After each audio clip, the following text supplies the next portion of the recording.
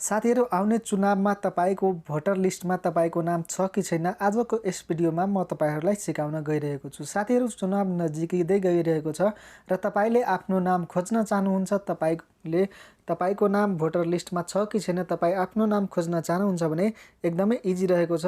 तपाईहरुलाई यस भिडियोमा म नाम कसरी खोज्ने तपाईलाई सिकाउँछु। त साथीहरु यो सम्पूर्ण भिडियोको जानकारी पाउनको लागि तपाईले भिडियोलाई सुरुदेखि अन्तिमसम्म हेर्दै जानुहोस्। नमस्कार साथीहरु, स्वागत गर्दछु तपाईहरुलाई सेतो टेक च्यानलको फ्रेश एपिसोडमा। साथीहरु च्यानलमा नयाँ हुनुहुन्छ भने तल रातो कलरमा सब्स्क्राइब गर्नुहोस् र साथमा रहेको घण्टीको आइकनलाई दबाएर अलको अप्सनलाई सिलेक्ट गर्नुहोस्। यस्तै प्रकारका भिडियोहरुको नोटिफिकेसन सबभन्दा पहिले तपाईको मोबाइलमा पाउनको लागि। त साथीहरु आउनुहोस् भिडियो सुरु गरौँ।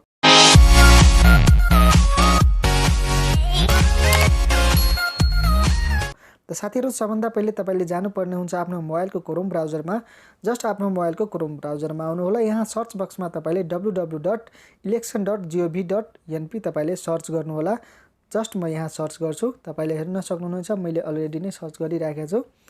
अब तपाईले यहाँ हेर्नुभयो भने यहाँ तपाईले हेर्नुहोस् आफ्नो नाम खोज्नुहोस् भनिएको छ। यहाँ तपाईले हेर्नुभयो भने रातो अक्षरमा लेखिएको छ 2070 पुस 5 गते सम्म 18 वर्ष उमेर पूरा भएका मतदाताको अन्तिम मतदाता नामावली। तपाईले जस्ट यसमा टच गर्नुपर्ने हुन्छ। म यसमा टच गरिदिसकेको छु।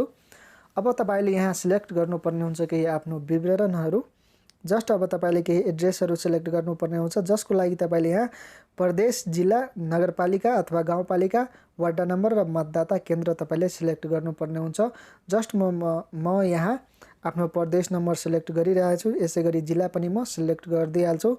यसै गरी म आफ्नो नगरपालिका पनि यहाँबाट सिलेक्ट गरिदिइहाल्छु। यसै गरी वार्ड नम्बर पनि मैले यहाँबाट सिलेक्ट गर्नुपर्ने हुन्छ। तपाईहरुले पनि एकदमै राम्रोसँग तपाईले बुझेर पढेर यसमा सिलेक्ट गर्नुहोला। यसै गरी अब मतदाता केन्द्रमा मतदाता केन्द्र पनि सिलेक्ट गर्नुपर्ने हुन्छ। जुन मेरो मतदाता केन्द्र छ त्यो मैले सिलेक्ट गरिसकेको छु।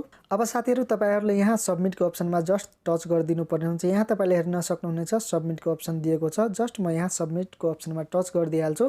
अब तपाईले एकछिन तपाईले वेट गर्नुपर्ने हुन्छ 5-7 सेकेन्डसम्म।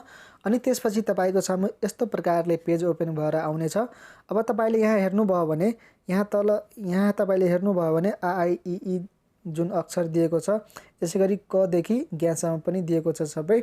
अब तपाईको नाम कुनबाट छ, कुन अक्षरबाट तपाईको नाम छ त्यो तपाईले टच गरिदिनु होला त्यसमा। अब मेरो नाम यनबाट छ, म यनमा टच गरिदिइहाल्छु।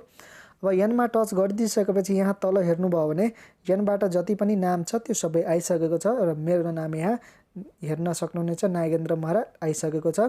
यसै गरी तपाईको नाम यदि यस पेजमा छैन भने तपाईले यहाँ हेर्नुभयो भने यहाँ तपाईले नेक्स्टको अप्सन मिल्छ। जस्ट तपाईले यहाँ नेक्स्ट गर्नुभयो भने नेक्स्ट गर्दै जानु होला र तपाईको नाम यहाँ देखिन सक्छ। यदि तपाईको नाम यसमा छैन भने तपाईले बुझ्न सक्नुहुन्छ कि तपाईको नाम यसमा छैन। त साथीहरु यसरी नै तपाईले आफ्नो नामावलीमा, आफ्नो भोटर लिस्टको नामावलीमा तपाईले आफ्नो नाम खोज्न सक्नुहुनेछ। यसरी नै अब तपाईले नाम खोजिसकेपछि अब तपाईले यहाँ हेर्न सक्नुहुनेछ मेरो नाम अब मिलिसकेको छ।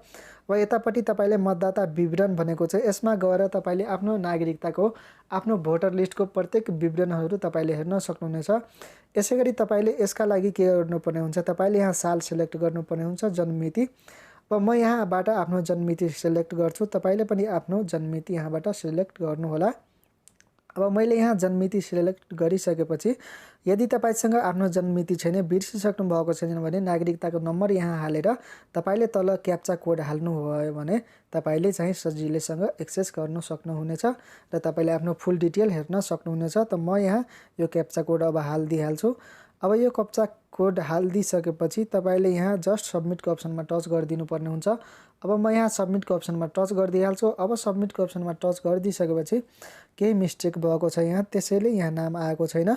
अब तपाईले यति गरिसकेपछि तपाईको चाहिँ पुरै फोटो सहितको यहाँ डिटेल आउँछ र तपाईले चाहिँ यसै गरी नै तपाईले आफ्नो नाम चाहिँ भोटर लिस्टमा खोज्न सक्नुहुनेछ। त पक्कै पनि साथीहरु तपाईहरुलाई यो इन्फर्मेसन राम्रो लाग्यो होला। यदि साथीहरु तपाईहरुलाई यो इन्फर्मेसन मन पर्यो भने भिडियोलाई लाइक, शेयर, कमेन्ट गर्नुहोस्। यदि कुनै पनि समस्या छ भने तल कमेन्ट बक्समा लेख्नुहोस्, त्यसको बारेमा म भिडियो बनाउने छु। धन्यवाद।